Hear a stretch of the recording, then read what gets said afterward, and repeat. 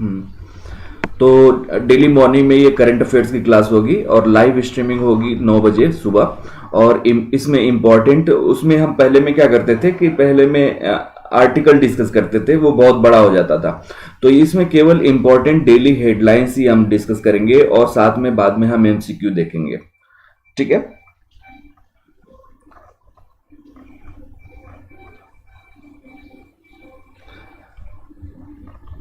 और ये क्लासेस जो होंगी वो अनअकैडमी पे नहीं होंगी, वो मेरे चैनल यूट्यूब चैनल पे होंगी। ठीक है। तो डेली इंपॉर्टेंट करंट अफेयर्स हम लोग पढ़ेंगे और आज पढ़ेंगे हेडलाइंस 12 अक्टूबर 2020 के। और मेरा नाम है शशिकांत चौहान। और इससे पहले जो लोग सब्सक्राइब नहीं किए होंगे मेरे चैनल को, तो उसको सब्सक्राइब की कर लें और बेल आइकन को हिट भी कर लें, जिससे आपको लगातार नोटिफिकेशन मिलती रहे। सबसे पहला हेडलाइन है 11 अक्टूबर की खबर है, यानी परसों की खबर है। International day of girls child. International day of girls child जो मनाया जाता है वो कब मनाया जाता है? 11 अक्टूबर को मनाया जाता है। और इसकी जो थीम रखी गई है वो है माई वॉइस और इक्वल फ्यूचर। तो याद रखिएगा, international day of girls child is observed on 11 अक्टूबर और इसकी जो थीम रखी गई है वो है माई वॉइस माई और इक्वल फ्यूचर। ठीक है। और इसमें ग्लोबल जनरेशन इक्वलिटी की बात की गई है। जनरेशन इक्वलिटी की, यानी महिला और पुरुष की में समानता की बात की जा रही है। और इसमें इसी उपलक्ष्य में 12 अक्टूबर को चैतन्य वेंकटेश्वरन को, जो भारतीय महिला है, न्यू दिल्ली की रहने वाली हैं, इनको अपॉर्चुनिटी दी गई है एक दिन के लिए यूके के सीनियर मोस्ट डिप्लोमेट के तौर पे एम्बेसी में काम करने के लिए। तो ये क्यों दिया गया है? क्योंकि ये international day of girls child को प्रमोट करने के लिए ये किया गया है। तो चैतन्य वेंकटेश्वरन जो हैं, नई दिल्ली की चैतन्य वेंकटेश्वरन, ये दुनिया भर में महिलाओं द्वारा पेश की गई चुनौतियों को सशक्त बनाने और उन्हें उजागर करने के उद्देश्य से मिशन के पहल के तहत भारत में ब्रिटेन के सबसे वरिष्ठ राजनयिक के रूप में अंतिम बुधवार को बिताने का अवसर दिया। कहने का मतलब यह है कि जो यूके की एम्बेसी है इंडिया में, तो उसका जो मोस्ट पावरफुल डिप्लोमेट्स होते हैं, एम्बेसडर होते हैं, एक दिन के लिए किसको बनाया गया है? चैतन्य वेंकटेश्वरन को बनाया गया है नई दिल्ली में। ये किस लिए बनाया गया है? क्योंकि वुमेन एम्पावरिंग को और इक्वलिटी को, जनरेशन इक्वलिटी को दिखाने के लिए, प्रमोट करने के लिए। और ये किस दिन के उपलक्ष्य में बनाया गया है? International day of the girls child. और ये कब मनाया जाता है? 11 अक्टूबर को। इसी सिलसिले में एक चीज और देखा जाए तो इसी तरीके से एक और 7 तारीख को घटना हुई थी, 7 अक्टूबर को, कि जो फिनिश प्राइम मिनिस्टर, यानी जो फिनलैंड की प्राइम मिनिस्टर हैं, एक दिन के लिए किसको बनाया गया था? एवा मुर्तो को। तो पीएम ऑफ डे के तौर पे, फिनिश प्राइम मिनिस्टर के तौर पे सना मेरिन की जगह एक दिन के लिए पीएम कौन बनी थी? एवा मुर्तो बनी थी। और ये गर्ल्स टेक ओवर कैंपेन के तहत बनाई गई थी। तो ये एक तरह से वुमेन एम्पावरिंग को बढ़ाने के लिए, प्रमोट करने के लिए ये किया गया है। तो जैसे भारत में ब्रिटेन की एम्बेसी में सीनियर डिप्लोमेट्स के तौर पर चैतन्य वेंकटेश्वरन को बनाया गया था एक दिन के लिए एम्बेसी का हेड, और फिनलैंड में प्राइम मिनिस्टर के तौर पे सेना मेरिन की जगह एवा मुर्तो को एक दिन के लिए प्राइम मिनिस्टर बनाया गया था। और ये जो फिनलैंड में बनाया गया था एक दिन के लिए प्राइम मिनिस्टर, ये किस कैंपेन के तहत बनाया गया था? गर्ल्स टेक ओवर कैंपेन के तहत बनाया गया था। ठीक है। तो ये याद रखिएगा कि जो फिनलैंड की जो प्राइम मिनिस्टर है उनका नाम क्या है? सेना मेरिन है। और जो सबसे कम उम्र की प्राइम मिनिस्टर हैं, और इनकी जगह एक दिन के लिए प्राइम मिनिस्टर कौन बनी थी? तो एवा मुर्तो बनी थी। और पीएम फॉर डे के तौर पे, और किस कैंपेन के तहत? गर्ल्स टेक ओवर कैंपेन के तहत। और ये एक तरह से वुमेन्स चाइल्ड एम्पावरिंग को बढ़ावा देने के लिए है। ठीक है। और इस तरीके से भारत में भी ब्रिटेन के एम्बेसी में चैतन्य वेंकटेश्वरन को बनाया गया है। अब आगे बढ़ते हैं, अगला हेडलाइंस। 12 अक्टूबर को वर्ल्ड आर्थराइटिस डे यानी गठिया रोग दिवस मनाया जाता है। विश्व गठिया रोग दिवस कब मनाया जाता है? 12 अक्टूबर को मनाया जाता है। और ये कब से मनाया जा रहा है? 1996 से वर्ल्ड आर्थराइटिस डे के तौर पर मनाया जाता है। याद रखिएगा, कब मनाया जाता है? 12 अक्टूबर को मनाया जाता है, 12 अक्टूबर को। और ये किसके द्वारा ये अवेयरनेस है? ये अवेयरनेस फैलाया जाता है किसके लिए? रूमेटिक एंड मस्कुलोस्केलेटल डिजीज के लिए, आरएमडीज कहते हैं इसको। तो rheumatic and musculoskeletal disease related होता है अर्थराइटिस, गठिया का रोग होता है। और इस दिन इंफॉर्मेशन और सपोर्ट किया जाता है किसको, जो पेशेंट्स होते हैं किससे रिलेटेड, आरएमडी यानी रोमेटिक एंड मस्कुलोस्केलेटल डिजीज से, जिसको हम अर्थराइटिस भी कहते हैं। और 1996 से सबसे पहली बार ये अर्थराइटिस मनाया जाता है, अर्थराइटिस डे मनाया जाता है। दो टाइप के अर्थराइटिस होते हैं, एक ऑस्टियोपोरोसिस अर्थराइटिस होती है और एक होता है रोमेटिक अर्थराइटिस। और इन दोनों रोगों से संबंधित एक संस्था है और osteoporosis arthritis and rheumatic arthritis organisation है, उसके द्वारा 1996 में 12 अक्टूबर को वर्ल्ड अर्थराइटिस डे मनाने का फैसला किया गया। और वर्ल्ड अर्थराइटिस डे की थीम जो 2020 की है वो है टाइम टू वर्क। तो time to work is the theme of the year world arthritis day 2020। अगला है, आप नरेंद्र मोदी के ट्वीट से भी इस को देख सकते हैं। नरेंद्र मोदी की ट्वीट भी बहुत इंपॉर्टेंट होती है एग्जाम पॉइंट ऑफ व्यू से, तो उनकी ट्वीट भी पढ़ा कीजिए, उससे क्वेश्चंस पूछे जा सकते हैं। जैसे ये क्वेश्चन है कि 12 अक्टूबर को जयंती है किसकी, राजमाता विजय राजे सिंधिया की। तो राजमाता विजय राजे सिंधिया जो राजमाता हैं कहाँ की, राजमाता हैं ग्वालियर की। तो ग्वालियर की ये राजमाता कही जाती हैं और इनका नाम है विजय राजे सिंधिया। इनके नाम पर 12 अक्टूबर को भारत के प्रधानमंत्री नरेंद्र मोदी जी के द्वारा 100 रुपया का कॉमोमोरेट क्वाइंस जारी किया गया। तो 100 रुपीज की कॉमोमोरेट क्वाइंस किसके नाम पर जारी किया गया है, विजय राजे सिंधिया के नाम पर। और विजय राजे सिंधिया क्या हैं, तो राजमाता हैं कहाँ की, ग्वालियर की। और किस दिन ये जारी किया गया, 12 अक्टूबर को सुबह 11 बजे। तो 12 अक्टूबर सुबह 11 बजे 100 रुपया का क्वाइन कॉमोमोरेटिव क्वाइन के तौर पर विजय राजे सिंधिया के जन्मदिन पे ये जारी किया गया। ठीक है, किसके द्वारा, भारत के प्रधानमंत्री नरेंद्र मोदी जी के द्वारा। तो अभी पूछा जा सकता है कि 100 रुपया का क्वाइन किसके नाम पर जारी किया गया है, तो विजय राजे सिंधिया के नाम पर।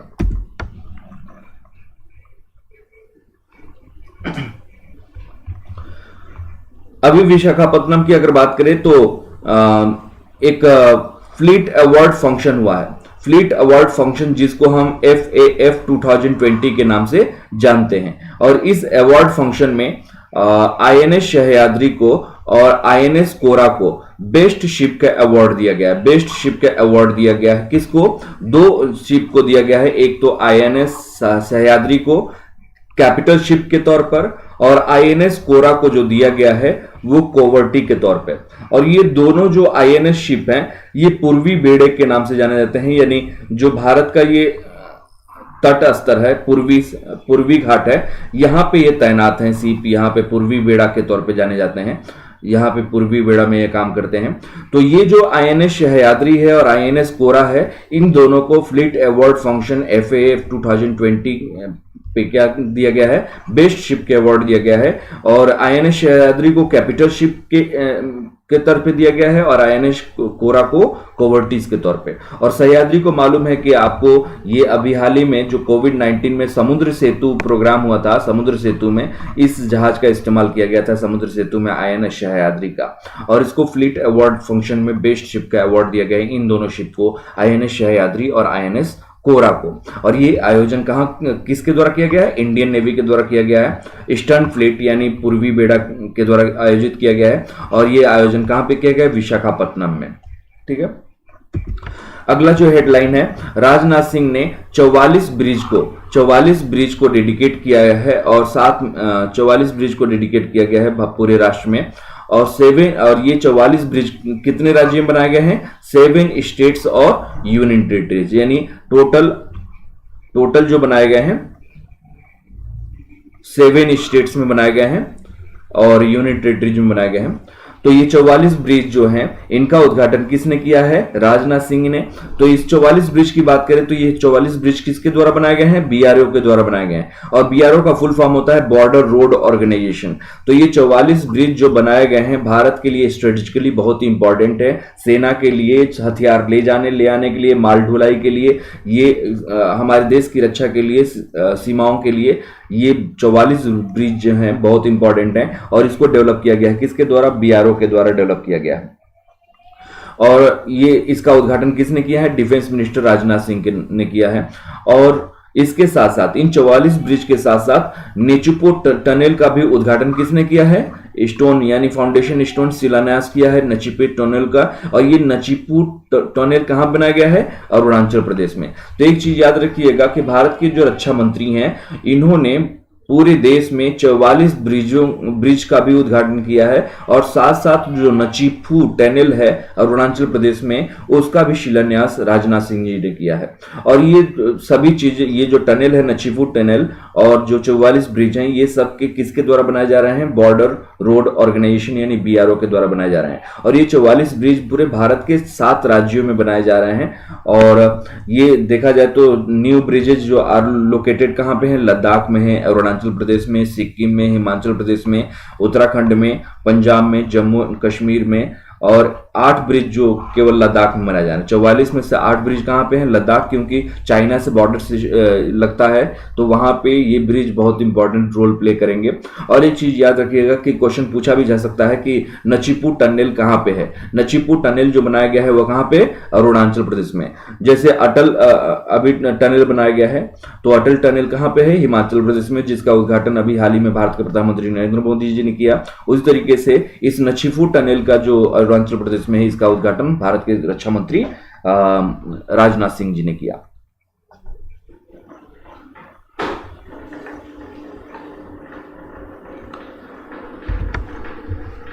लेविस हैमिल्टन ने अभी हाल ही में एफएल ग्रैंड प्रिक्स 2020 को जीत लिया है। तो लेविस हैमिल्टन की बात करें तो मर्सिडीज के ये ड्राइवर हैं और ये ग्रेट ब्रिटेन के रहने वाले हैं, और इन्होंने एफएल ग्रैंड प्रिक्स जो जीत लिया है। और ये एफिल ग्रैंड प्रिक्स कहां पे हुआ था? जर्मनी में हुआ था। ठीक है, नॉर्बर्ग में हुआ था। तो जर्मनी के नॉर्बर्ग में ये एफिल ग्रैंड प्रिक्स हुआ था 2020 का। और इसके विजेता जो डिक्लेयर किए गए हैं, लेविस हैमिल्टन डिक्लेयर किए गए हैं। और लेविस हैमिल्टन मर्सिडीज के ड्राइवर हैं और ग्रेट ब्रिटेन से बिलोंग करते हैं। और ये हैमिल्टन का 7वां ये सीजन है। 91st कैरियर रेस विक्ट्री है। इन्होंने 91 अपने कैरियर में ये विजय हासिल किए हैं, और 7वां सीजन है इनका ये, which was still now achieved only by Michael Schumacher. तो ये केवल अभी तक ये इतने जो विक्ट्री हैं और सीजन हैं, ये किसने हासिल किए हैं? माइकल शुमाकर के बाद ये हैमिल्टन ही हैं जिन्होंने इतने पदक जीते हैं। और मैक्स वेस्टेपन की बात करें, रेड बुल के ड्राइवर हैं और ये नीदरलैंड से बिलोंग करते हैं, और ये सेकेंड आए हैं। ठीक है, तो इनके बाद सेकेंड आए हैं। और थर्ड पे आए हैं डेनियल रिसियार्डो, और ये रेनॉल्ड के ड्राइवर हैं और ऑस्ट्रेलिया से बिलोंग करते हैं, ये थर्ड पोजीशन पे आए हैं। तो अगर पूछा जाए कि एफिल ग्रैंड प्रिक्स 2020 के विजेता कौन रहे हैं, तो लेविस हैमिल्टन रहे हैं। ठीक है, फिर अगला है राफेल नडाल की अगर बात करें तो राफेल नडाल ने 13वां फ्रेंच ओपन जीता है। 13वीं बार ये फ्रेंच जीते हैं। तो राफेल नडाल किसको हराकर जीते हैं? नोवाक जोकोविक को। नोवाक जोकोविक तो यूएस ओपन से बाहर कर दिए गए थे। फ्रेंच ओपन में फाइनल में राफेल नडाल से हार गए, और ये 13th फ्रेंच ओपन जीते हैं। कौन? राफेल नडाल जीते हैं, और इन्होंने रोजर फेडरर की बराबरी कर दी है। तो राफेल नडाल ने नोवाक जोकोविक को हराकर 13वां फ्रेंच ओपन जीते हैं, जो रोजर फेडरर की बराबरी किए हैं 20 ग्रैंड स्लैम टाइटल में। फॉर वर्ल्ड नंबर 1 जोकोविक, ये दुनिया के नंबर 1 खिलाड़ी जोकोविक जो हैं वो हार गए हैं। होप्स ऑफ 18 स्लैम, इनको ये अगर जीत जाते तो इनका 18वां स्लैम होता, ग्रैंड स्लैम होता। किसका? जोकोविक का। लेकिन हारने की वजह से ये हो नहीं पाया, और ये अगर 18वां ग्रैंड स्लैम जीत जाते तो ये फर्स्ट मैन होते रॉड लेवर के बाद 1969 के बाद। ठीक है, तो जोकोविक अगर ये टूर्नामेंट जीत जाते तो 18वां ग्रैंड स्लैम जीतने वाले ये दुनिया के सबसे पहले व्यक्ति होते रॉड लेवर के बाद 1969 के बाद। तो राफेल नडाल से नोवाक जोकोविक हार के 13वां फ्रेंच ओपन के विजेता घोषित हुए हैं राफेल नडाल, जो रोजर फेडरर की बराबरी किए हैं। अगला है पोलिश टीनएजर ईगा स्विएटेक। तो ईगा स्विएटेक क्या है? महिला कैटेगरी में, महिला श्रेणी में ये विजेता हासिल हुई हैं। तो टेनिस जो अभी हुआ है फ्रेंच ओपन चैंपियनशिप, उसकी महिला कैटेगरी में, फीमेल कैटेगरी में पोलिश टीनएजर ईगा स्विएटेक ने विजय हासिल किया है। ठीक है, और किसको हराकर? सोफिया केनिन को हराकर। सोफिया केनिन को हराकर फ्रेंच ओपन महिला श्रेणी में किसने जीता है? इगा स्विएटेक, और ये पोलिश प्लेयर हैं, टेनिस प्लेयर हैं। और यहां पे हम लोगों का डेली हेडलाइंस का जो पार्ट है वो समाप्त होता है। अब हम लोग क्वेश्चन करेंगे जो एमसीक्यू होंगे, कुछ इंपॉर्टेंट। ठीक है, तो आज क्वेश्चन स्टार्ट करते हैं।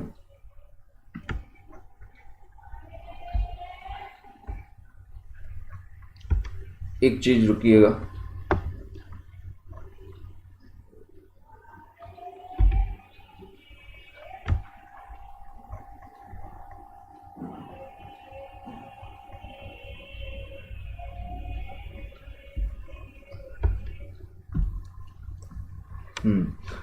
तो इसका आंसर क्या होगा?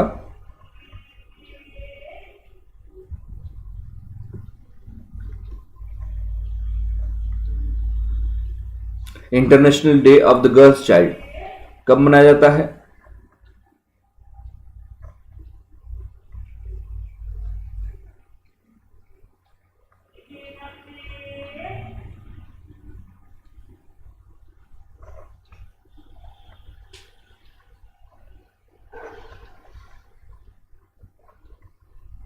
तो राइट आंसर इज 11 अक्टूबर। तो 11 अक्टूबर को हर साल international day of the girls child मनाया जाता है। ठीक है, international day of the girls child 11 अक्टूबर को मनाया जाता है। अगला क्वेश्चन, वर्ल्ड अर्थराइटिस डे कब मनाया जाता है? वर्ल्ड अर्थराइटिस डे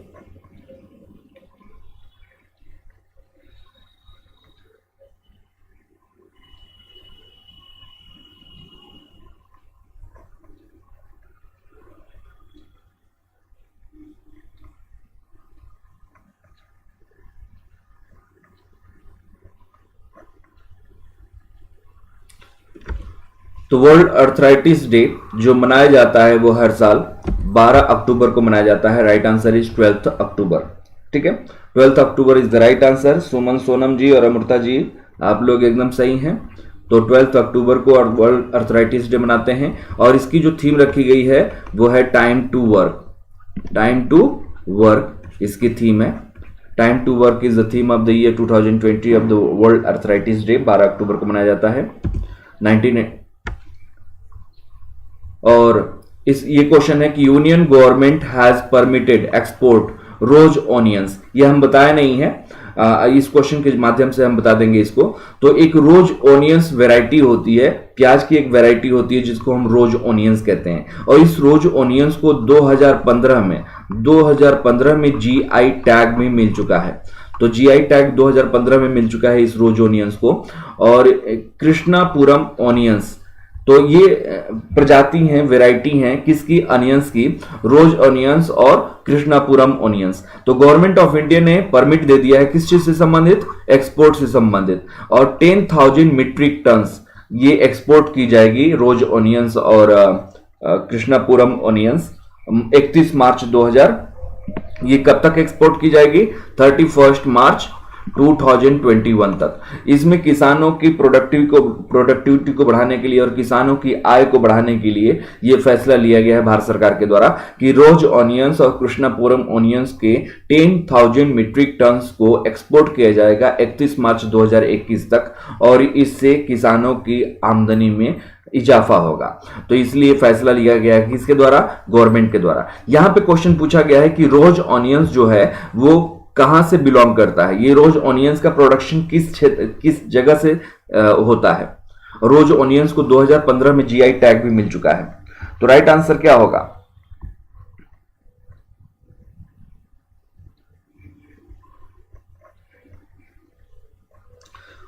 तो राइट आंसर इज बैंगलोर। ठीक है, तो याद रखिएगा कि जो रोज ऑनियंस होते हैं, जो रोज ऑनियंस हैं यानी गुलाबी जो प्याज होता है, ये कहां पे किस जगह से पाया जाता है? बेंगलोर के आसपास में इसका प्रोडक्शन होता है रोज ऑनियंस का। और मैं बता चुका हूं कि 2015 में इसको जीआई टैग भी मिल चुका है रोज ऑनियंस को, और ये बेंगलुरु के आसपास जगहों पे ये पैदावार होती है, प्रोडक्शन होता है रोज ऑनियंस का। ठीक है, आगे बढ़ते हैं। अगला क्वेश्चन है कि प्रधानमंत्री नरेंद्र मोदी जी के द्वारा अभी 100 रुपया का जो क्वाइंस जारी किया गया है कॉमेमोरेटिव, कॉमेमोरेटिव मतलब स्मृति के तौर पे, किसके नाम पर ये जारी किया गया है? विजय राजे सिंधिया। और विजय राजे सिंधिया के जन्मदिन पे ये सम्मान में जारी किया गया है। ये विजय राजे सिंधिया जो है वो राजमाता है, किस जगह की राजमाता है?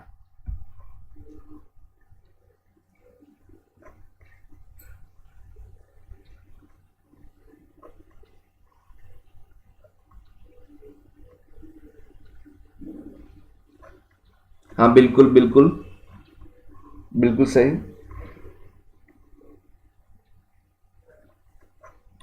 तो राइट आंसर इज ग्वालियर। तो ग्वालियर की राजमाता हैं विजय राजे सिंधिया, और बीजेपी के स्थापना में इनका सहयोग रहा है, संस्थापक रही हैं विजय राजे सिंधिया। और अगला क्वेश्चन है, फ्लीट अवार्ड फंक्शन 2020 में बेस्ट शिप ट्रॉफी किन शिप्स को दिया गया है? किन जहाजों को पूर्वी बेड़े के तौर पर बेस्ट शिप ट्रॉफी दी गई है फ्लीट अवार्ड फंक्शन 2020 के अंतर्गत?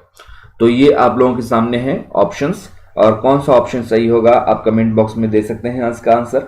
यहां पे ये है कि वहां पे कमेंट बॉक्स में नहीं दे सकते थे, लेकिन यहां पे कमेंट बॉक्स में ही आंसर देना है।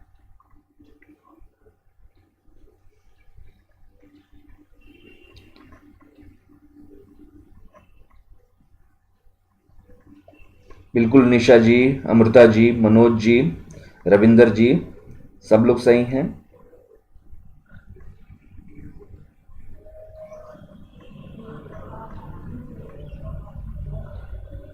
नहीं Nisha ji, D option right, D option right है। हमने अभी आर्टिकल में बताया था कि दो जहाजों को, आईएनएस सह्याद्री और आईएनएस कोरा, इन दोनों को बेस्ट शिप का अवार्ड दिया गया है। इसको दिया गया है अमॉन्ग कैपिटल शिप में, और इसको दिया गया है अमॉन्ग कवर्टीज में। तो ये दोनों को बेस्ट शिप का अवार्ड दिया गया है, बेस्ट ट्रॉफी अवार्ड दिया गया है। किसमें? फ्लीट अवार्ड फंक्शन में 2020 में विशाखापत्तनम में ये सेरेमनी आयोजित की गई थी। तो right answer is A and B. और सह्याद्री तो समुद्र सेतु में भी पार्टिसिपेट किया था, समुद्र सेतु जो कार्यक्रम था उसमें भी पार्टिसिपेट किया था। कौन? आईएनएस सह्याद्री। आगे बढ़ते हैं। Recently defence minister Rajnath Singh laid the foundation stone of Nechiphu tunnel. तो नचीफू टनल जो है ये कहां पे, इसका उद्घाटन भारत के रक्षा मंत्री राजनाथ सिंह के द्वारा किया गया है? तो ये नचीफू टनल किस राज्य में स्थित है? तो ये आपको आंसर जवाब देना है कमेंट बॉक्स में।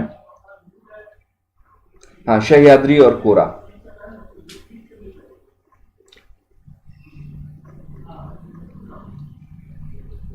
हम शाम को 6 बजे या 7 बजे लास्ट के 6 मंथ के करंट अफेयर्स ले आएंगे, जो रिवीजन करेंगे। मई से लेकर अक्टूबर तक का सारा करंट अफेयर्स होगा उसमें। तो मई से लेकर अक्टूबर तक का सारा करंट अफेयर्स हम लेके आएंगे। शाम को 6 या 7 बजे क्लास वो हम अरेंज कर देंगे। ये मॉर्निंग जो क्लास होगी वो डेली बेसिस वाली होगी, हर दिन वाली होगी।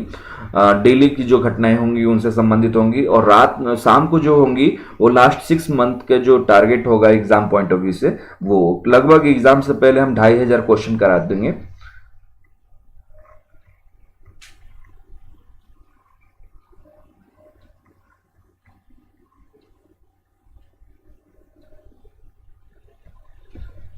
तो right answer is Arunachal Pradesh. तो नचीफू जो टनल का उद्घाटन किया गया है वो अरुणाचल प्रदेश में स्थित है। और साथ साथ राजनाथ सिंह जी ने 44 ब्रिजेज का भी उद्घाटन किया, जो 7 राज्यों और 1 केंद्र शासित प्रदेश में भी 7 स्टेट्स एंड यूनियन टेरिटरीज में सिचुएटेड है 44 ब्रिजेज का।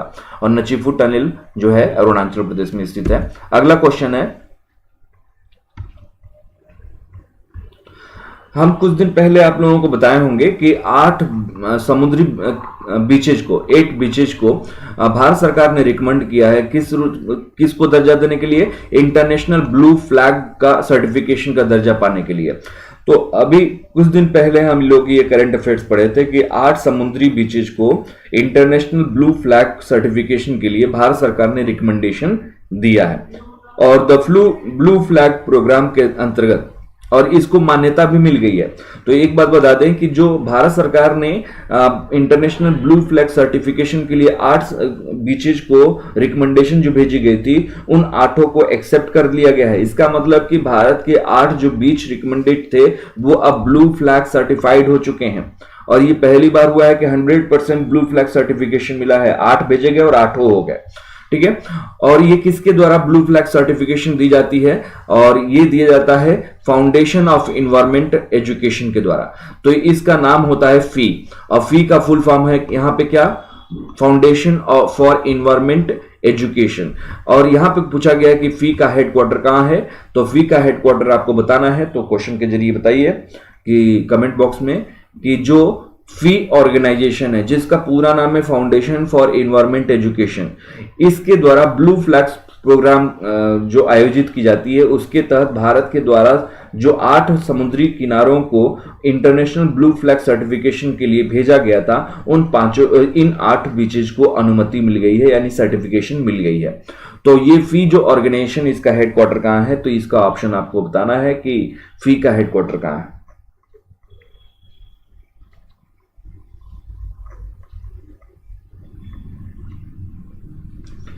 तो राइट आंसर इज डेनमार्क, ठीक है। और डेनमार्क की अगर बात करें तो डेनमार्क की जो कैपिटल होती है वो कोपेनहेगन होती है। डेनमार्क की कैपिटल क्या होती है? कोपेनहेगन होती है। और करेंसी जो होती है वो डैनिश क्रोन होती है, डैनिश क्रोन होती है, ठीक है। Danish krone is the currency of Denmark और Copenhagen is the capital of Denmark. और जो फी ऑर्गेनाइजेशन है ये डेनमार्क में सिचुएटेड है। ये फाउंडेशन फॉर इंटरनेशनल एजुकेशन, ये वेबसाइट से मैं लिया हूं, फी के वेबसाइट से। इसका जो आप देख रहे हैं कि हेडक्वार्टर कहां है? डेनमार्क में है, ठीक है, डेनमार्क में है। और ये जो ऑर्गेनाइजेशन है जो डेनमार्क कोपेनहेगन में स्थित है। और foundation of environment education is 5 programme. तो कितने ये प्रोग्राम चलाता है फी? तो ये 5 प्रोग्राम चलाता है जिसका हेडक्वार्टर कोपेनहेगन डेनमार्क में है। एक तो हो गया ब्लू फ्लैग, जिसके लिए भारत ने, इंडिया ने 8 बीचेज को रिकमेंड किया था ब्लू फ्लैग सर्टिफिकेशन के लिए। कौन से प्रोग्राम के तहत? ब्लू फ्लैग प्रोग्राम के तहत। और ग्रीन के ये दूसरा प्रोग्राम है eco school, young reporters for the environment, learning about forest, global forest fund. ये 6 हो गए ना, 5 प्रोग्राम यहां पे दिया हुआ है। तो यहां पे 6 प्रोग्राम लिखा हुआ है। तो ये सारे प्रोग्राम जो हैं वो कौन ऑर्गेनाइज कराता है? फाउंडेशन फॉर इन्वायरमेंट एजुकेशन, जिसका हेडक्वार्टर कोपेनहेगन डेनमार्क में है।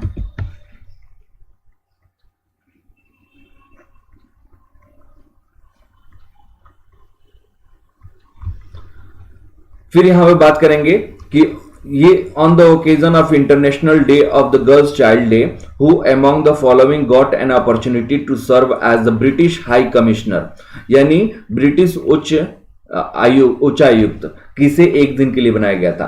तो international day of the girls child day के अवसर पर, यानी 11 अक्टूबर के दिन, ब्रिटिश हाई कमिश्नर के तौर पर किसे एक दिन के लिए हाई कमिश्नर बनाया गया था? तो ये क्वेश्चन आपको आंसर बताना है।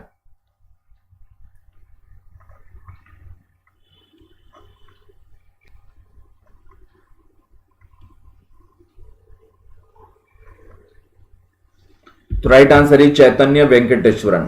तो चैतन्य वेंकटेश्वरन, याद रखिएगा कि इनको ब्रिटिश हाई कमिश्नर बनाया गया था फॉर वन डे। और किस उपलक्ष्य में? International day of the girls child के उपलक्ष्य में, जो 11 अक्टूबर को मनाया जाता है। 11 अक्टूबर को मनाया जाता है हर साल, ठीक है। अगला है Who among the following recently won the Eiffel Grand Prix 2020? तो एफिल ग्रैंड प्रिक्स 2020 का आयोजन जो हुआ था उसके विजेता कौन डिक्लेयर किए गए हैं?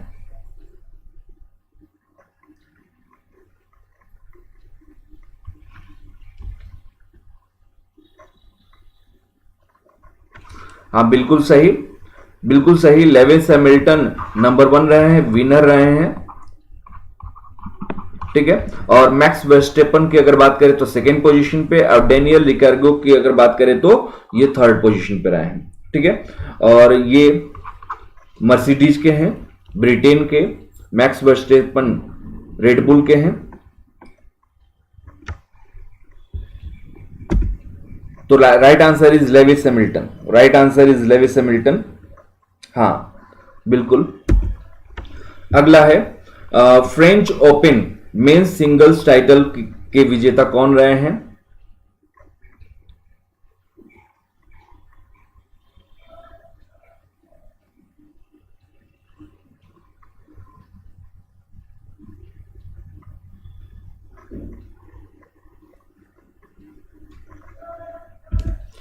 तो right answer is Rafael Nadal. तो राफेल नडाल की अगर बात करें तो राफेल नडाल किसको हराए हैं? तो नोवाक जोकोविक को हरा के। तो राफेल नडाल विनर रहे हैं फ्रेंच मेंस सिंगल टाइटल्स के, राफेल नडाल, और नोवाक जोकोविक को हराए हैं फाइनल में। और ये है महिलाओं वोमेन्स सिंगल टाइटल में फ्रेंच ओपन की विजेता कौन घोषित की गई हैं? French open women's single titles की विजेता कौन डिक्लेयर की गई हैं?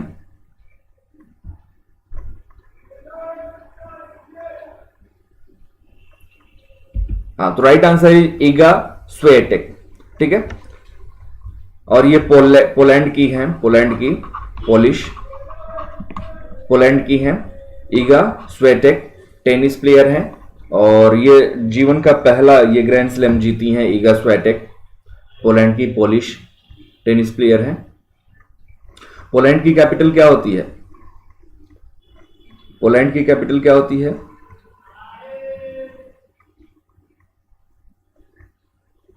बिल्कुल वार्सा होती है। Very good. पोलैंड की जो कैपिटल होती है वो वार्सा होती है।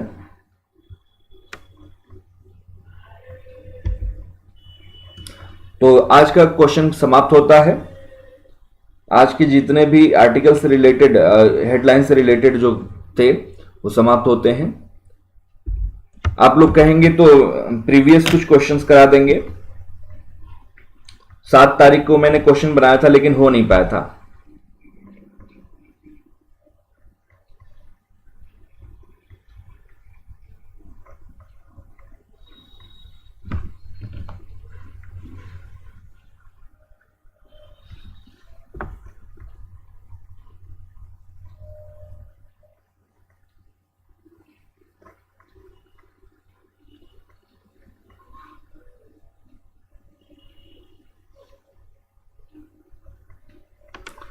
ठीक है, तो और क्वेश्चन करा दें 10 ठो, 10 क्वेश्चन और करा दें।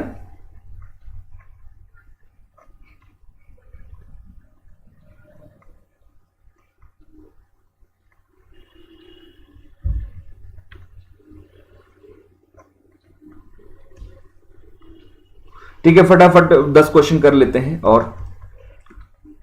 ठीक है, तो सबसे पहला क्वेश्चन, वर्ल्ड हैबिटेट डे कब मनाया जाता है?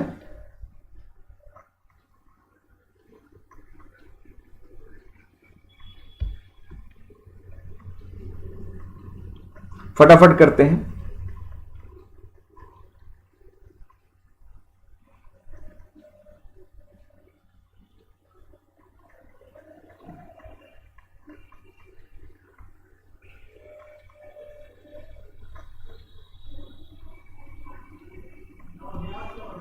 ठीक है, right answer is D, right answer is D.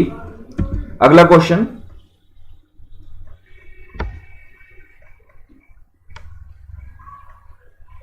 हम पिछली क्लास में इस आर्टिकल को कराए थे। जो लास्ट हमारा वीडियो था आर्टिकल, उससे रिलेटेड क्वेश्चन है। तो जो लोग पिछला आर्टिकल देखे होंगे, वीडियो देखे होंगे, तो उसी से क्वेश्चन ये सारे हैं।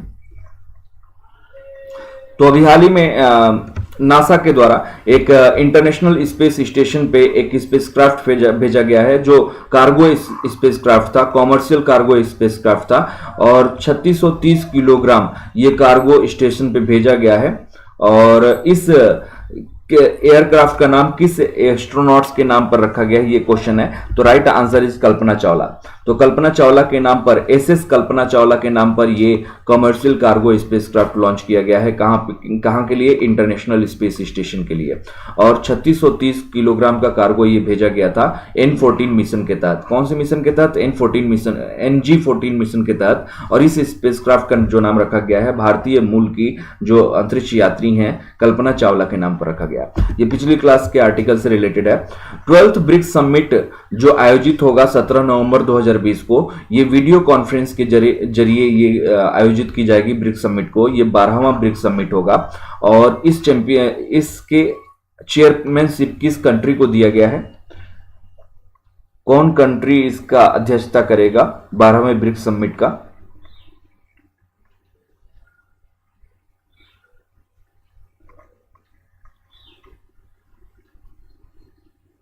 17 नवंबर 2020 को वीडियो कॉन्फ्रेंस के जरिए 12वां ब्रिक्स सम्मेलन का आयोजित की जाएगी, जिसकी अध्यक्षता कौन सी कंट्री करेगी? तो right answer is Russia. Right answer is Russia. अगर यहीं पे क्वेश्चन पूछा जाएगा कि 13th ब्रिक्स समिट कहां पे आयोजित होगा, तो 13th ब्रिक्स समिट जो आयोजित होगा वो होगा 2021 में। और इसका आयोजन कहां पे की जाएगी? तो याद रखिएगा इंडिया। तो ये क्वेश्चन ज्यादा पूछे जाने की संभावना है। तो 13वां ब्रिक्स सम्मेलन का आयोजन कहां पे होगा? तो इसका सही आंसर है इंडिया। तो ये क्वेश्चन ज्यादा पूछे जा सकता है, ये याद रखिएगा।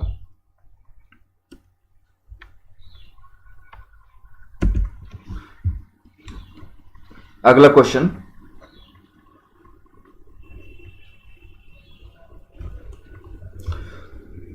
ये भी पिछले आर्टिकल में जो बताया था उसमें। अभी 42वें जीएसटी परिषद की बैठक हुई थी, 42nd जीएसटी काउंसिल की मीटिंग हुई थी, जिसकी अध्यक्षता भारत के वित्त मंत्री निर्मला सीतारमण जी के द्वारा किया गया।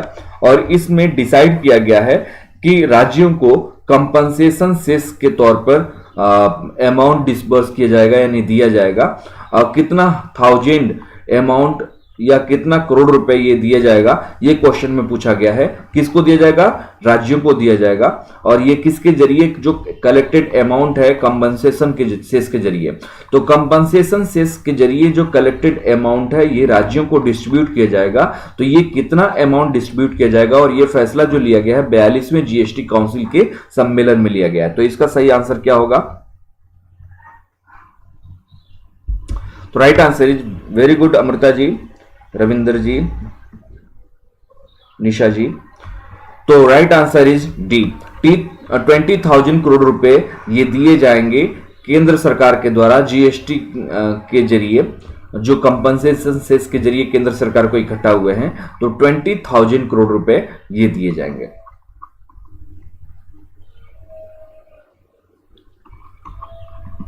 ठीक है, अगला क्वेश्चन है, अभी हाल ही में इंडिया ने सक्सेसफुली टेस्ट किया है किसको? स्मार्ट को। और smart torpedo released from wheeler island. तो व्हीलर आइलैंड उड़ीसा में है, जिसको आज की डेट में एपीजे अब्दुल कलाम आइलैंड भी कहते हैं। और इसके यहां से एक टारपीडो स्ट्राइक करने वाला सैटेलाइट लॉन्च किया गया है, जिसका नाम रखा गया है स्मार्ट। और स्मार्ट में ये क्वेश्चन पूछा गया है कि स्मार्ट में एस का मतलब क्या होगा? तो स्मार्ट में एस का मतलब क्या होगा?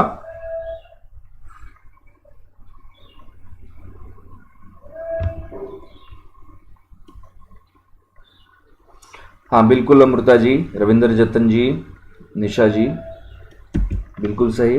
तो राइट आंसर इज सुपरसोनिक। ठीक है, सुपरसोनिक ये टारपीडो रिलीज टारपीडो है। India has recently agreed to operationalization of Sittwe port based in. तो ये सिटवे पोर्ट जो है वो किस कंट्री में सिचुएटेड है, जहां से भारत सी रूट्स के जरिए कार्गो सप्लाई करेगा और इसको ऑपरेशनलाइज कर दिया जाएगा, यानी फंक्शन कर दिया जाएगा, ये कार्य करना शुरू कर देगा जल्द ही। तो इंडिया अभी हाल ही में अप्रूवल दे दिया है, एक सहमति जाहिर कर दिया है कि ऑपरेशनलाइज कर दिया जाएगा किस पोर्ट को? सिटवे पोर्ट को। और सिटवे पोर्ट कहां पे स्थित है ये क्वेश्चन बताना है आप लोगों को, क्वेश्चन का आंसर बताना है।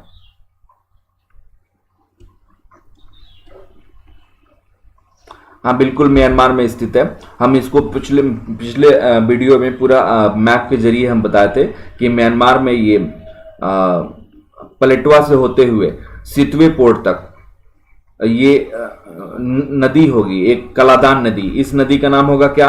कलादान नदी। और कलादान प्रोजेक्ट भी इसको कहा जाता है। और ये सितवे पोर्ट है, ये सितवे पोर्ट है और ये पूरा म्यांमार है, ये म्यांमार है। और ये सितवे पोर्ट रखाइन क्षेत्र में है, रखाइन जो प्रोविंसी है उसमें ये सितवे पोर्ट है। और ये इसके जरिए कोलकाता को कनेक्ट किया जाएगा, कोलकाता को कनेक्ट किया जाएगा। तो ये पूरा पिछले वीडियो में हमने पूरा डिटेल में इसको बताया था। तो ये कालादान जो नदी है, पलेटवा जगह है और सितवे पोर्ट है, रखाइन क्षेत्र है, ये सारा कहां पे आता है? म्यांमार में आता है।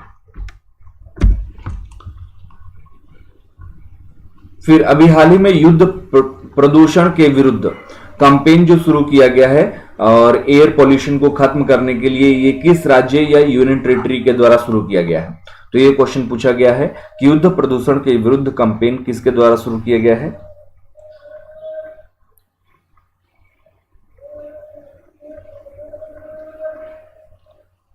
हाँ बिल्कुल, right answer is new Delhi.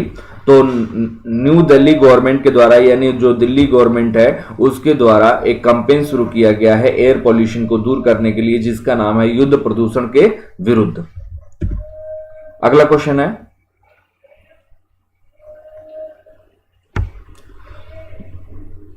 Bharat का सबसे पहला एयरपोर्ट जो किसके अंतर्गत आता है? एयरपोर्ट्स अथॉरिटी ऑफ इंडिया के अंतर्गत आता है, जो पूरी तरीके से क्या है? सोलर पावर्ड है, which is entirely solar powered. तो भारत का वो कौन सा एयरपोर्ट है, फर्स्ट एयरपोर्ट है जो एयरपोर्ट अथॉरिटी ऑफ इंडिया का है, जो पूरी तरीके से इंटायरली सोलर पावर्ड हो चुका है? ये कौन सा एयरपोर्ट है? तो right answer is Puducherry airport. तो एयरपोर्ट अथॉरिटी ऑफ इंडिया के अधीन, एयरपोर्ट अथॉरिटी ऑफ इंडिया के अधीन जो पहला एयरपोर्ट है जो सोलर पावर्ड है, वो कौन डिक्लेयर किया गया है? पुडुचेरी एयरपोर्ट को डिक्लेयर किया गया। वैसे अगर देखा जाए तो अंतरराष्ट्रीय स्तर पे सबसे पहला जो सोलर पावर्ड एयरपोर्ट है वो कोचीन इंटरनेशनल एयरपोर्ट है।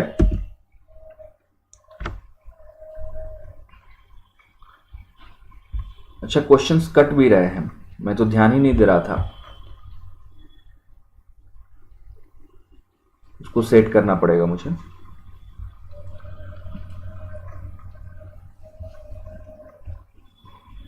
तो ministry of housing and urban affairs के द्वारा एमओयू पे साइन किया गया है street food vendors on it's e commerce platform.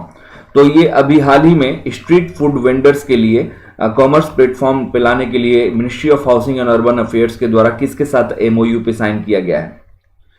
किसके साथ एमओयू पे साइन किया गया है स्ट्रीट फूड वेंडर्स के लिए? तो राइट आंसर इज स्विगी। तो राइट आंसर स्विगी। तो स्विगी के साथ, स्विगी और ministry of housing and urban affairs, जो हरदीप सिंह पुरी इसके मिनिस्टर हैं, तो इस मंत्रालय के जरिए और स्विगी के जरिए एक एमओयू पे साइन किया गया है किसके लिए? कि कॉमर्स प्लेटफॉर्म पे लाने के लिए स्ट्रीट फूड वेंडर्स को। तो स्ट्रीट फूड वेंडर्स को कॉमर्स प्लेटफॉर्म पे लाने के लिए स्विगी के साथ MOUHUA यानी ministry of housing urban affairs के द्वारा एग्रीमेंट किया गया है, एमओयू पे साइन किया गया है। अगला क्वेश्चन है,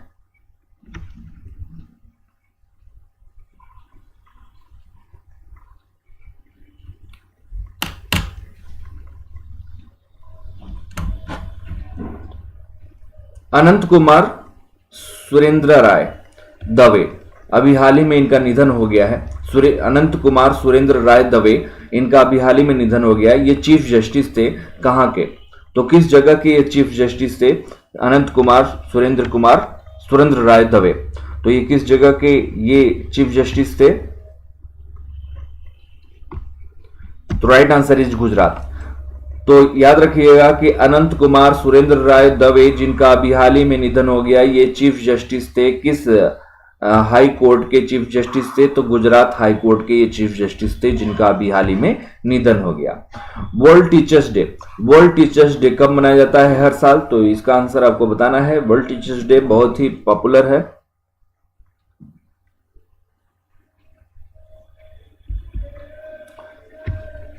तो इसका सही आंसर है 5 अक्टूबर। इसका सही आंसर है 5 अक्टूबर को हर साल वर्ल्ड टीचर्स डे बनाते हैं। अगर नेशनल टीचर्स डे पूछा जाए, नेशनल टीचर्स डे पूछा जाए तो 5 सितंबर है।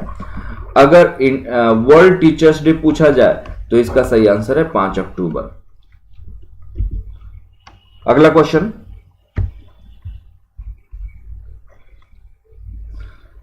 श्यामजी कृष्णा वर्मा को ट्रिब्यूट किए हैं, किसने ट्रिब्यूट किया है? भारत के प्रधानमंत्री नरेंद्र मोदी जी ने।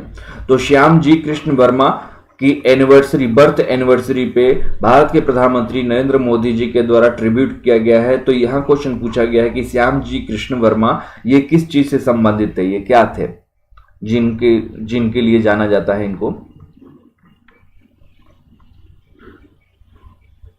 तो right answer is freedom fighter. ये स्वतंत्रता सेनानी थे श्यामजी कृष्ण वर्मा, जिनके बर्थ एनिवर्सरी पे भारत के प्रधानमंत्री नरेंद्र मोदी ने अभी हाल ही में ट्रिब्यूट किया है।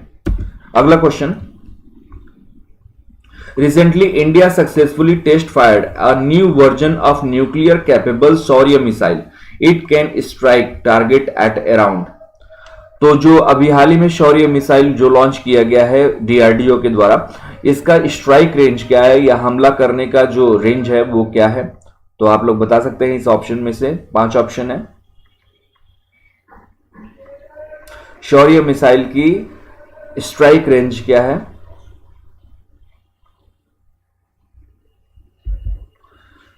तो राइट आंसर इज 800 किलोमीटर। तो 800 किलोमीटर शौर्य मिसाइल की क्या है? रेंज है, स्ट्राइक रेंज है 800 किलोमीटर।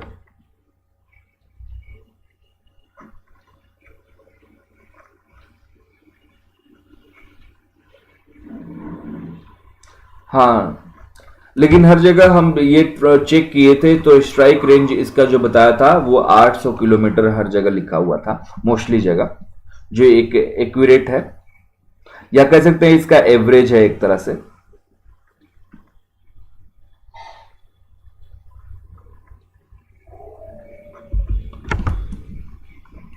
ठीक है, प्राइम मिनिस्टर नरेंद्र मोदी की अगर बात करें तो इनके द्वारा अभी हाल ही में इनॉग्रेट किया गया है क्या? Raise 2020 summits. और रेज 2020 समिट जो एसोसिएट्स है वो किससे संबंधित है?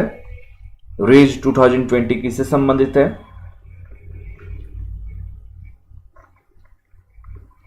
ये किस विषय पर आधारित है ये सम्मेलन, जिसका अभी हाल ही में भारत के प्रधानमंत्री नरेंद्र मोदी जी के द्वारा उद्घाटन किया गया? बिल्कुल सही, आर्टिफिशियल इंटेलिजेंस से संबंधित है। और हमारे सोशल ट्रांसफॉर्मेशन के लिए, हमारे जो परिवेश होते हैं उसमें ट्रांसफॉर्मेशन लाने के लिए आर्टिफिशियल इंटेलिजेंस के इस्तेमाल करने के लिए रेज को ये लाया गया है। अगला क्वेश्चन है, which of the following state या unit is organizing corona intensive community survey campaign. तो corona intensive community survey campaign किस राज्य सरकार के द्वारा ये ऑर्गेनाइज किया गया था? तो corona intensive community survey campaign ये किस राज्य सरकार के द्वारा ऑर्गेनाइज किया गया था?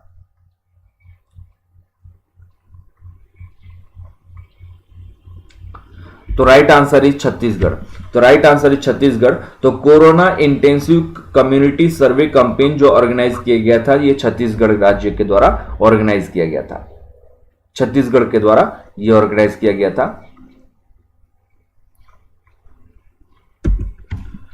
अगला है अस्थल ब्रिज। अस्थल ब्रिज का इनॉग्रेशन किया गया, ये किस राज्य में अस्थल ब्रिज का इनॉग्रेशन किया गया है? और एडिशनल क्वेश्चन में ये पूछ रहा हूं कि किसके द्वारा किया गया। तो अस्थल ब्रिज का उद्घाटन अभी हाल ही में किस राज्य में किया गया है? और एक्स्ट्रा क्वेश्चन ये है हमारी तरफ से कि ये किसके द्वारा किया गया।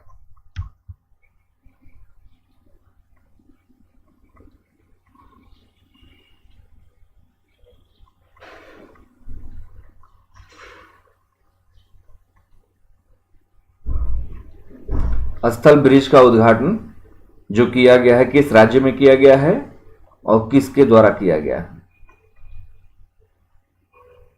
ये पिछली क्लास के वीडियो में हमने बताया था। और एक चीज याद रखिएगा कि शाम को भी हम आज क्लास अरेंज करेंगे और शाम की जो क्लास होगी वो लास्ट 6 मंथ के करंट अफेयर्स को कवर करेंगे। लास्ट 6 मंथ के करंट अफेयर्स को कवर करेंगे, उसमें कुछ बैंकिंग के भी क्वेश्चन डाल देंगे और स्टैटिक के भी क्वेश्चन डाल देंगे, यानी एक प्रॉपर मॉडल पेपर होगा। तो शाम को जो क्वेश्चन लाएंगे वो मॉडल पेपर होगा 40 क्वेश्चन का, और ये एग्जाम तक कराते रहेंगे, मेंस के एग्जाम तक। ठीक है, तो ये अस्थल ब्रिज का उद्घाटन किया गया है जम्मू एंड कश्मीर में, ये उद्घाटन किया गया है, और ये किया गया है लेफ्टिनेंट गवर्नर। लेफ्टिनेंट गवर्नर कौन है जम्मू एंड कश्मीर के?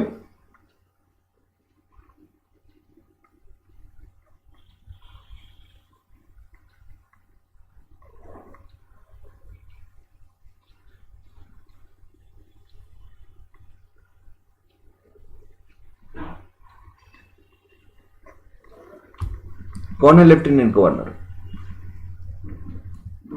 हाँ बिल्कुल, मनोज सिन्हा।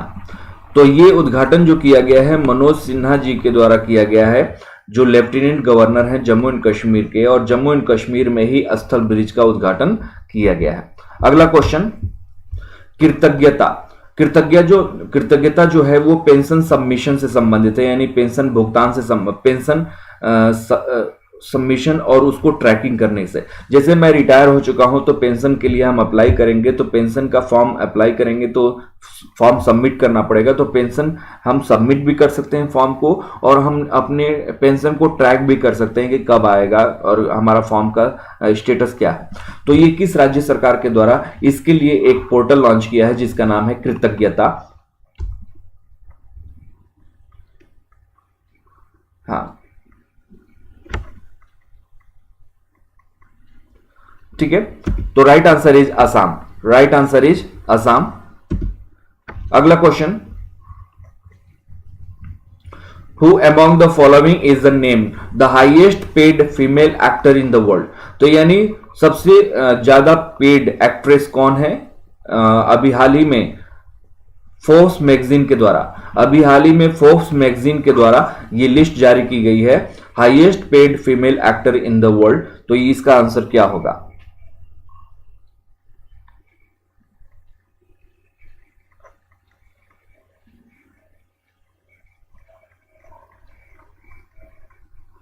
तो राइट आंसर है सोफिया वर्गरा। तो सोफिया वर्गरा की अगर बात करें तो सोफिया वर्गरा को highest paid female actor declare किया गया है, किसके द्वारा? फोर्ब्स मैगजीन के द्वारा। फोर्ब्स मैगजीन के द्वारा, ये याद रखिएगा। पिछली बार कौन थी? पिछली बार स्कारलेट जॉनसन थी। 2019 में जो ये लिस्ट जारी की गई थी उसमें सबसे टॉप पे स्कारलेट जॉनसन थी, 56 मिलियन यूएस डॉलर के साथ, 56 मिलियन यूएस डॉलर के साथ। और सोफिया वर्गरा जो बनी है ये 43 मिलियन यूएस डॉलर के साथ टॉप पोजीशन पे है सोफिया वर्गरा फोर्ब्स मैगजीन के अकॉर्डिंग। अगला क्वेश्चन है कि अभी हाल ही में मिष्टी मुखर्जी का निधन हो गया। वैसे ये इंपॉर्टेंट क्वेश्चन नहीं है, ये क्वेश्चन पूछा नहीं जाएगा, लेकिन वो क्वेश्चन अभी हाल ही में घटा है तो ये क्वेश्चन आ गया है। तो मिष्टी मुखर्जी का अभी हाल ही में निधन हो गया, तो ये किस क्षेत्र से संबंधित थी?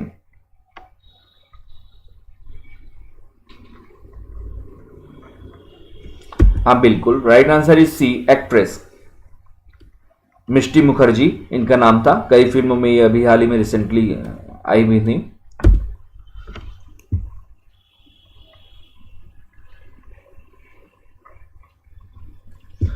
तो recently minister of development of north eastern region यानी डोनर मिनिस्टर के द्वारा एक कॉफी टेबल बुक रिलीज की गई है जिसका नाम है discovering the heritage of Assam. तो discovering the heritage of Assam ये बुक जो रिलीज की गई है, अमिताभ बच्चन के द्वारा फॉरवर्डेड था ये, और ये डोनर मिनिस्टर के द्वारा ये बुक रिलीज की गई है जिसका नाम है discovering the heritage of Assam. ये डोनर मिनिस्टर कौन है, यहां क्वेश्चन पूछा गया है, who is the donor minister? हाँ, तो right answer is Jitendra Singh. Jitendra Singh is the donor minister. बस आज पिछला जो क्लास लिए थे, पिछला जो हमने वीडियो क्लास लिया था उससे रिलेटेड और आज के जो हमने क्लास लिया है उससे रिलेटेड सारे क्वेश्चंस हो चुके हैं। ठीक है, तो पिछले क्लास और इस क्लास से रिलेटेड सारे क्वेश्चंस हो चुके हैं और डेली हम हर दिन का हेडलाइंस ले आएंगे। ज्यादा हम डिटेल में नहीं जाएंगे, मतलब कि जैसे हम लोग न्यूज़पेपर के आर्टिकल पढ़ते थे तो न्यूज़पेपर के आर्टिकल पढ़ते थे तो उसमें बहुत डिटेल हो जाता था, तो बहुत समय लग जाता था। तो आज जो क्लास थी हम कोशिश करेंगे कि केवल मेन हेडलाइंस 2-3 लाइन का होगा जो बहुत इंपॉर्टेंट होगा, जो कंटेंट से रिलेटेड होगा, उसी को हम लेके आएंगे। हेडलाइंस, आर्टिकल नहीं, हेडलाइंस लेके आएंगे, उसको पढ़ेंगे और फिर एमसीक्यू करेंगे। और शाम को हम कोशिश कर रहे हैं ये मॉडल पेपर लाने का 40 क्वेश्चंस का, 40 क्वेश्चंस के सेट हर दिन हम डिस्कस करेंगे शाम को। ये टाइम देखना पड़ेगा कि 6 बजे या 7 बजे, 6 बजे या 7 बजे किस टाइम पे हम लोग फ्री रहेंगे। आप लोग फ्री रहोगे 6 बजे या 7 बजे, 6 बजे या 7 बजे या 10 बजे, आप लोग बताइए जिस हिसाब से, जिस टाइम पे आप लोग करना चाहें। हम सोच रहे हैं जो जैसे अन अकेडमी पे चल रहा था वही टाइमिंग रहेगा। 7 बजे वाली क्लास में लास्ट 6 मंथ के करंट अफेयर्स को हम डिस्कस करेंगे मॉडल पेपर के तौर पे, और रात में कभी कभी 10 बजे रात में हम स्पेशल टॉपिक पे ले आएंगे, जैसे कि इंडेक्स के बारे में और समिट्स के बारे में। तो स्पेशल टॉपिक्स पे भी हम ले आएंगे रात में 10 बजे। 7 बजे रखते हैं, हाँ बिल्कुल। और थैंक्स टू ऑल जो आप लोग हमारी क्लास में आए, बहुत अच्छा लगा। हम ऑफलाइन कोचिंग जो पढ़ाते हैं वो मंगलम में पढ़ाते हैं, लखनऊ में। सोनू कुमार जी, मंगलम कोचिंग लखनऊ में।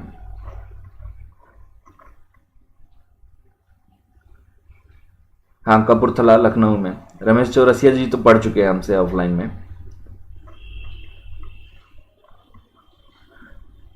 बहुत बहुत धन्यवाद जो हमारी क्लास में आए। अभी जो प्रॉब्लम्स हो रही होंगी साउंड की या जो भी है, तो हम उसको सही कर देंगे, ठीक है।